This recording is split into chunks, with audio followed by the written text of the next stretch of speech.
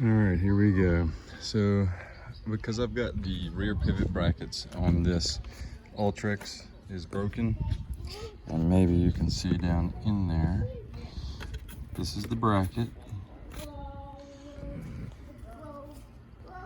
and it's below the bracket. You probably can see it.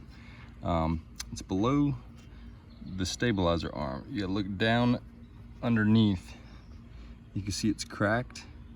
That was due to riding around in rough water and not having the stabilizer arm bracket that is recommended to go here, which I've purchased one of those, so I'm gonna put that in place and I won't have that problem again in the future. But I still have to take this off, and hopefully I haven't lost any screws running around with this in the rough water. And it's very possible, but maybe I'll get lucky and everything will still be in there, but I don't know. Either way, I got to take this whole thing off, take that thing off. You got to go by this hex nut, pull that off, then the whole arm will come off. You can stitch it over to the side. A lot of things I've seen online, nobody's talking about this, but this is under pressure. Minn Kota, as well as my dealer, told me I have to deploy this to the point where it takes the pressure off of that spring. Otherwise that could be very troublesome. So that's really the hard part, I guess. Other than that, it's just kind of making sure I got the right screwdrivers and hex screws and things. My biggest concern is that I might have sheared off the bolts, the screws that go in. So you can see from that side right here, that one there, and then that one there. Hopefully they're still intact on the one that's broken. 1, 2, 3 bolts.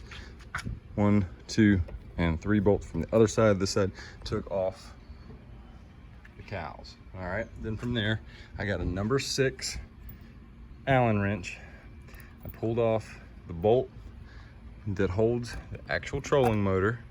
As you can see now, it's been removed from the pivot arm bracket. Seriously, that came off with ease. I mean, undid it and just slid it right off, no problems whatsoever. Now, interestingly enough, because this thing is supposed to be under pressure when you do deploy it, like so, it seems like it doesn't release any pressure or whatever until you get to right about here, and that's when it actually starts building the pressure. So I'm not 100% sure what was going on with the Minn Kota guy, why he's saying put it in this deployed position, or almost the deployed position. But either way, I'm gonna unscrew from here to here, remove those. That should let this drop, and then from there I can remove this arm, and then I can actually get to the problematic pieces. So hopefully there's no bushings that are messed up in there. I want to be able to just put in exactly what the problem is and just keep moving.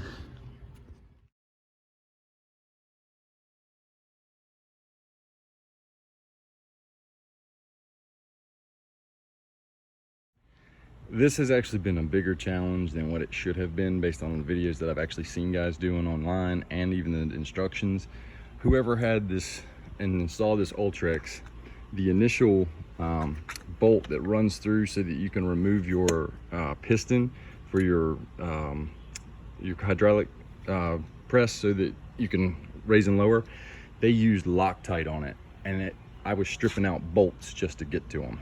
They did the same thing here on these, and I think that may have come from the manufacturer that way, but either way, these were seized. I couldn't get them, and they were star bits. I guess they're called torx, like this, and it was everything I could do to get them out. I put WD-40 on all the bolts, and that kind of got everything moving. But at one point, I was unable to get just a single one. This guy right here was the nightmare, and I had to actually take a hacksaw blade. I had maneuvered everything enough to where this particular housing could shift. I actually kind of got that one loose and everything, but this bolt wouldn't come off. I actually did take a hacksaw and saw through that. That's why you can see here the little bushing has some wear on it. Nothing too much. I don't believe there's going to be anything to do with the play, so we're good there.